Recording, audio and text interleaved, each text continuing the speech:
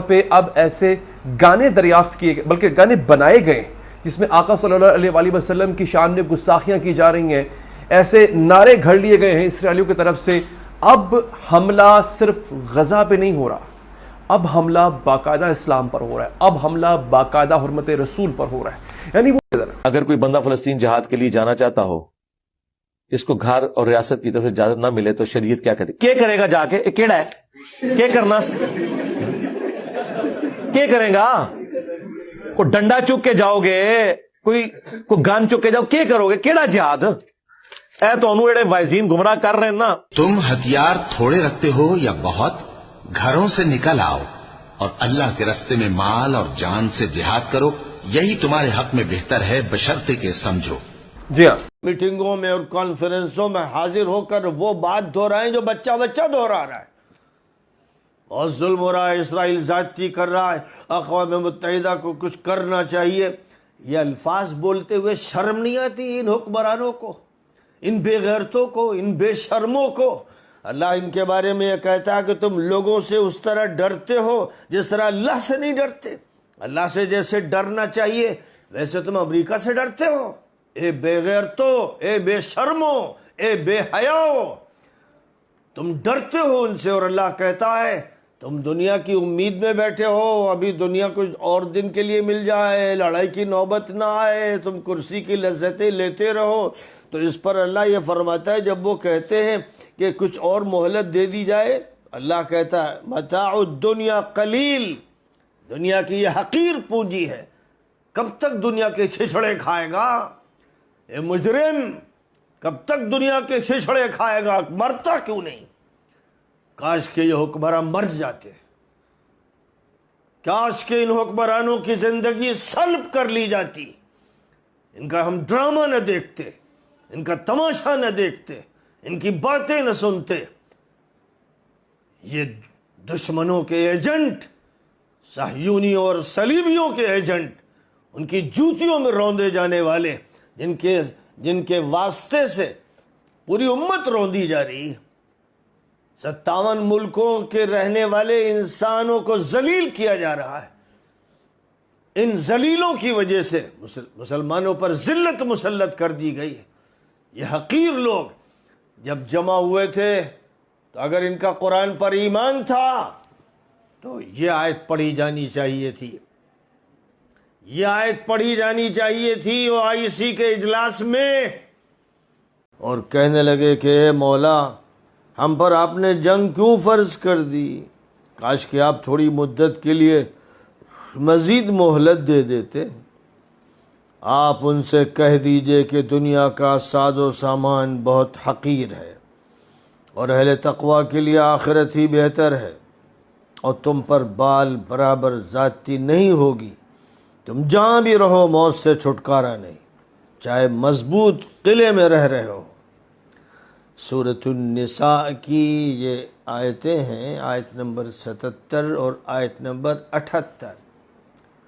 اور ایسا وہ ہر لمٹ ٹیسٹ کر رہے ہیں۔ پہلے انہوں نے آپ کی جگہ لی، آپ نہیں بولے، پھر انہوں نے آپ کے لوگوں کو مارا اور ابھی تک مار رہے ہیں، پھر بچوں کو مارا، نہتے لوگوں کو مارا، آپ تب بھی نہیں بولے۔ اور میں نے کل کے وہ ہے آقا صلی اللہ علیہ وآلہ وسلم کی شان میں گستاخی اور مسلسل گستاخی۔ آپ ان کے اب مسئلہ کیا ہے؟ ہمارے ہاں وہ عبرانی زبان میں بولتے ہیں، ہیبریو میں بات کرتے ہیں، ہم لوگ اس کو سمجھتے نہیں ہیں، انٹرنیشنل میڈیا ہم لوگ دیکھتے نہیں ہیں، ہم الجھے ہوئے ہیں بڑی ہی 2 ٹکے کی فضول قسم کی ملک کی سیاست میں۔ فلاں نے یہ بیان دے دیا الیکشن میں کیا ہوگا، جوڑ توڑ، یہ وہ سب فضول۔ دشمن پوری پلاننگ کے ساتھ اس وقت حملہ آور ہو چکا ہے۔ پہلے اس کا ہدف کیا تھا؟ غزہ۔ اب اس کا ہدف کیا ہے؟ اسلام۔ اب اس کا ہدف ہے آپ کا ایمان، اور یہ آخری لمٹ ہے جس کو وہ ٹیسٹ کر چکا اور اب تک کوئی نہیں بولا۔ اس کا مطلب یہ ہے کہ ہم اور آپ ستو پی کے سو چکے ہوئے ہیں، کہانی مک گئی ہے، ہمارا اپنا پروگرام بڑھ گیا ہے۔ ٹھیک ہے جی، ایک تو اس کی ڈیٹیل بتاؤں گا آپ کو یہ کیا ہے، کس طرح سے گستاخیاں کر رہے ہیں، لیکن اس سے پہلے انجینئر محمد علی مرزا صاحب اس وقت وہ زیر بحث ہیں۔ ابھی تک میں ٹویٹر پہ دیکھ رہا ہوں کہ ان کے حوالے سے یا ان کے خلاف ٹرینڈز چل رہے ہیں، ان کو حرف تنقید بنایا جا رہا ہے، ان کو تنقید کا نشانہ بنایا جا رہا ہے۔ وہ بھی بار بار آ کے سوشل میڈیا پہ اس کا جواب بھی دے رہے ہیں۔ شروعات ہوتی ہے عمران ریاض، آپ سے کسی نے سوال پوچھا، اس وقت کیا بحث کیا ہو رہی ہے کہ فلسطین میں جو کچھ ہو رہا ہے کیا ہمیں جہاد کے لیے جانا چاہیے، ایسا ہونا چاہیے نہیں ہونا چاہیے؟ میں نے کا سوال مرزا صاحب سے کیا گیا کہ کیا ہمیں بطور مسلمان فلسطین جہاد کرنے جانا چاہیے یا نہیں جانا چاہیے۔ ایک کلپ مرزا صاحب کا میں آپ کو سناؤں گا، اس کے بعد ناظرین سوشل میڈیا پہ مرزا صاحب کی اس بات کی نفی کرتے ہوئے لوگوں نے قرآن کی آیت کو کوٹ کیا۔ میں عالم دین نہیں ہوں، میں فیصلہ ان حضرات پہ چھوڑوں گا جو دین کا علم رکھتے ہیں۔ تو یہ کلپ ذرا سن لیجئے، اس کے بعد اس کے ساتھ ایک آیت کا ترجمہ ہوگا، وہ بھی آپ سن لیجئے گا۔ سنیے۔ اچھا، اب یہ بیسکلی مرزا صاحب پر تنقید کی جا رہی ہے کہ وہ لوگوں کو جہاد سے روک رہے ہیں، ایسا نہیں کرنا چاہیے ان کو۔ ایک سکول آف تھاٹ یہ کہہ رہا ہے، دوسرا سکول آف تھاٹ کیا کہہ رہا ہے کہ نہیں ایسا نہیں ہونا چاہیے۔ آقا صلی اللہ علیہ وسلم نے بھی جب جہاد کیا، فتح مکہ جب انہوں نے کیا تب کیا جب انہوں نے طاقت سمیٹ لی، جب وہ خاص حد تک پہنچ گئے، طاقت کے حد تک پہنچ گئے۔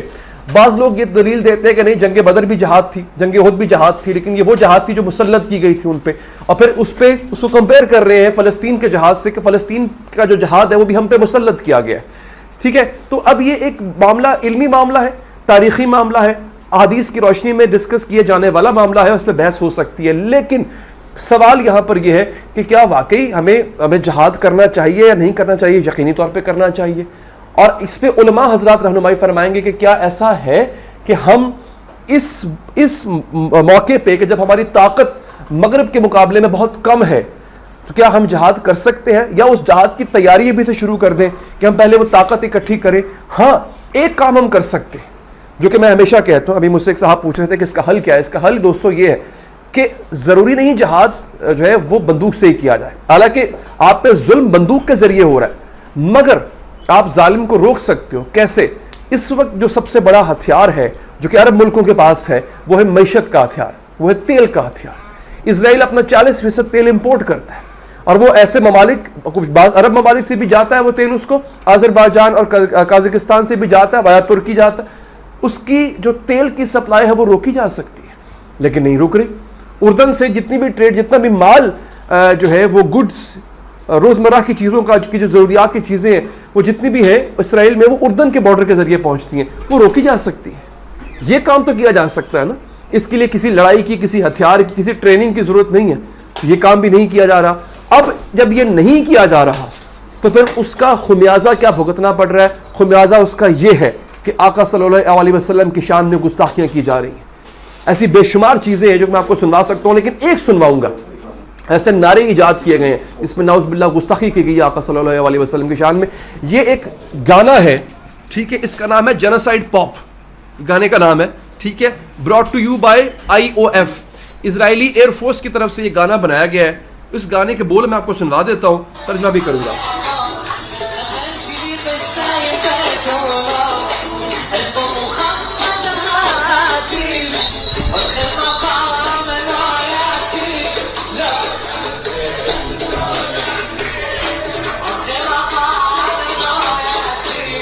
ہاں جی، یہ آپ کو سمجھ نہیں آیا ہوگا، میں نے آپ کو سنوا اس لیے دیا تاکہ آپ لوگوں کے پاس ثبوت رہے۔ اب اس کا مطلب کیا ہے، وہ کہتا کیا ہے؟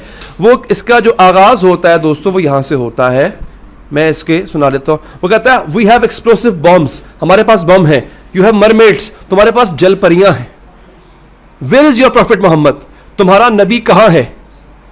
Your prophet will not help you now, تمہارا نبی تمہاری مدد کرنے نہیں آئے گا، تمہیں بچانے نہیں آئے گا، اور ہم تمہیں مار مار کر تمہارا کباب بنائیں گے۔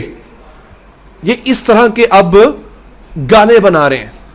سوچئے، یاد رکھیے، یہ غزہ کی جنگ نہیں ہے، یہ عالم اسلام کی جنگ ہے، اور ابھی بھی ہم بے غیرت ہوں گے ابھی بھی اگر ہم نہ اٹھیں۔